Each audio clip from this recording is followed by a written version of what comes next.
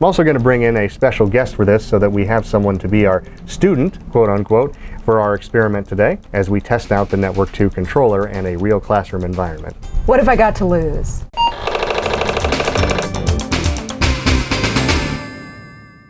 Just a reminder, if you like vintage technology, vintage computers, especially Tandy, be sure to like and subscribe. It's going to help us a lot as we grow, and I encourage you to become a Vintage Geek member. You can do that at our website at vintagegeek.com. To help demonstrate the Network 2 controller and its functionality, I brought in a special guest, Sally McCracken, who is our collections manager here at Vintage Geek.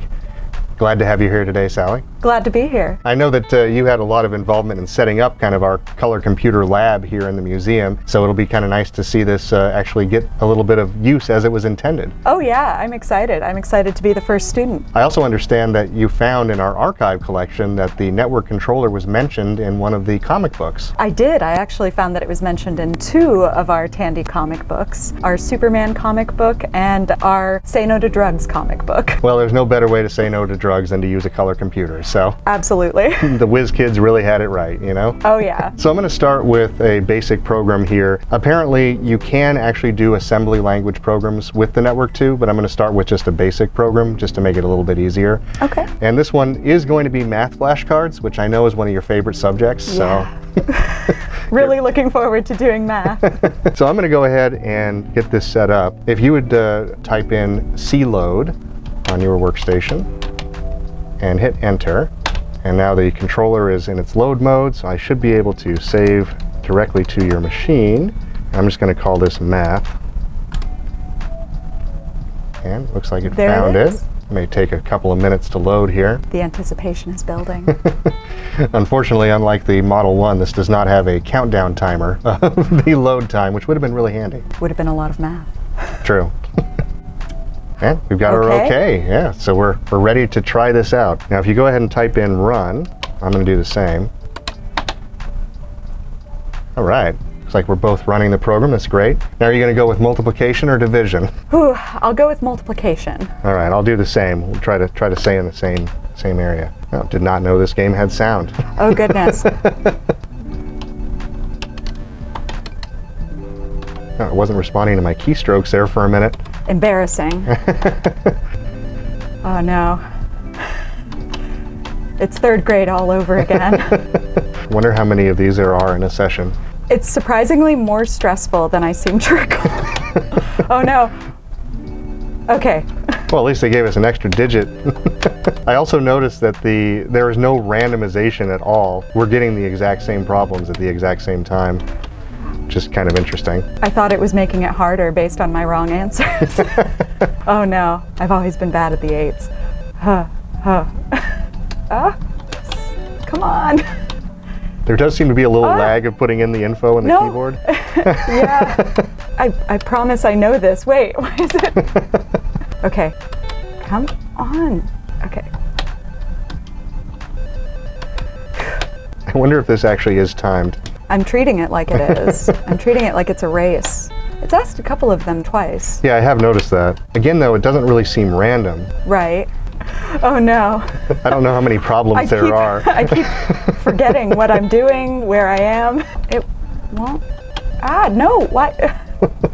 All right. It is starting to make me wonder if this is one of those programs that the teachers would just let the students start playing and then they would just leave for the day. Yeah.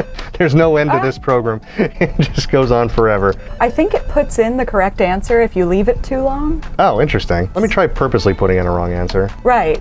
We've been doing this on purpose. Yeah, the whole of course, time. the whole time. Actually, it doesn't even look like it lets you put in the digit if it's wrong. Like if it's wrong. Like if I try to put in a 0 here, yeah, it does correct it. You're right. I actually don't know if you have to enter after putting in the answer either. Is it groaning a little when I'm getting it wrong? That's a good question. Why don't you know this? Come on. Okay, there we go. Well, I'm going to go ahead and say that we call this one good because I think this is just going to go on forever. Oh yeah, we're in math hell now. I was really hoping that it would have some kind of a, scorecard or something at the end, but it doesn't look like that's going to be the case. Well, we're not competing. Says you. You know what? My 4th grade teacher is watching this. Miss Pickering, I'm sorry. You knew this would happen someday. You told me this would happen someday. That's a pretty good prediction. One day, someone's going to hold a camera to your head and make you do math. On a computer from 1980. If we're going to start doing division, I'm going to take a real leisurely pace. It keeps asking me the same questions. All right, I'm calling this good. Okay. I have a feeling it's probably, and the reason it may be asking you the same questions, I wonder if it goes in a loop. At some point, if it just loops back to the beginning of the routine or something like that. Well, it asked me 2 times 0 twice, and I'm pretty sure I got it right both times. I hope so. I'm going to go ahead and hit break. Okay. You should be able to do the same. There you go. All right, so the multiplication program works, and it definitely will go on forever. So that was good. That was a good way to entertain the kids, you know, in computer lab, and just be able to just leave. And I see what Tandy was doing here. yes, absolutely. I needed very little supervision during that. Now, if you'd like, we can try a different non-math game. I would love that, actually. All right. You sure you don't want to do division? I'm going to go ahead and reset this. Okay.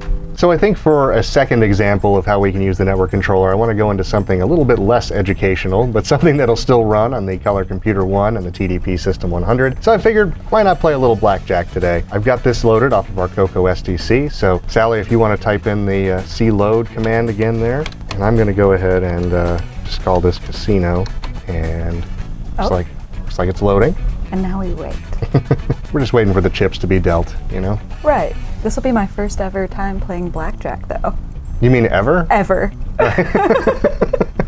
Well, this ought to be fun. I know. Maybe I shouldn't have told you that. Or am I bluffing? Yeah, maybe. Yeah. Can you bluff in Blackjack?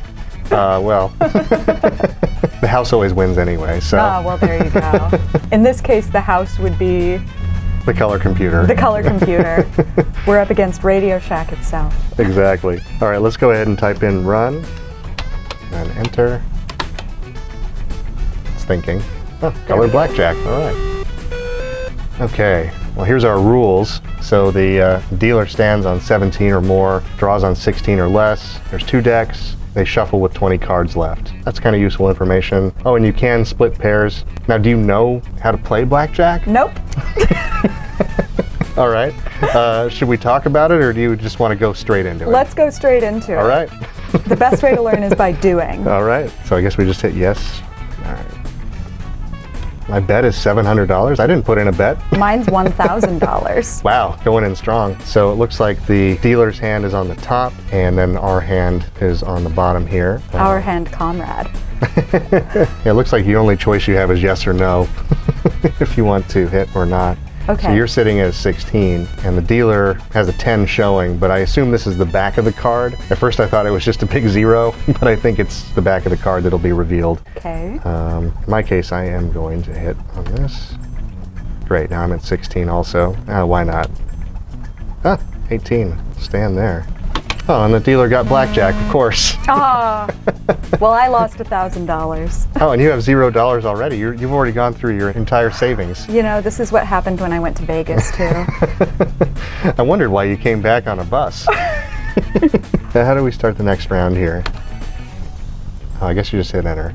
Okay. Oh, phew. At least I still have $900. Oh, I got a 20 this time. I'm standing with that. I won! I lost Hooray. $900. You owe $900. It's actually counting the money you lost before. Starting a debt with the Color Computer. I'd like to see it collect. I'd like to see it collect. I guess in a way it already has when you think about how much time you put into all the exhibits here at the museum. It's true. It's true. All right, let's see how we do on the third hand here. Oh, 15, fantastic. Oh, there got a 7, so I'm gonna say no. Oh no. Now I owe $500. At least it's finally evening out. I'll say, okay. Now see, that can be a 17 or a 7 because the ace can count as either a 1 or 11. Why not? What have I got to lose? $800. Hey, Yeah. all right, you won. I only owe $100 now. See, you're digging out of the hole. This is good. Whew. All right, let's keep going. All right. My bet is $100. All right, I'm going to go ahead on this. 13, 15. Oh no. Now I owe $700. I lost $100. I owe $200. You're doing better than me though. I owe $700 right now, so. I wonder what happened to the initial 1,000 that I lost. Oh, now it just took me up to a bet of 1,000. Oh, it let me split though. Let's do that. Definitely don't want to hit on a 20.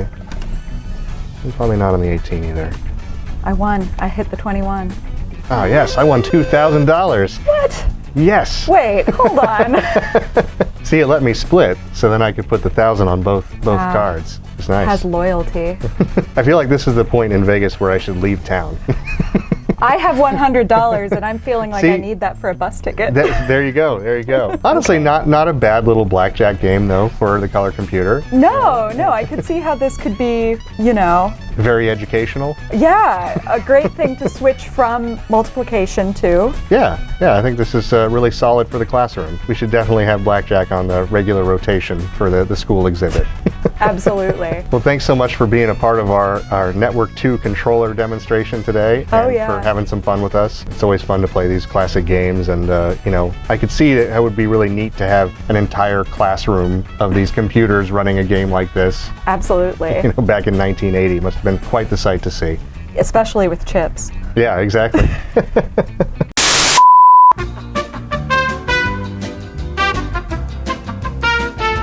Yeah, We should- yeah, we should- yeah. we should- Get here.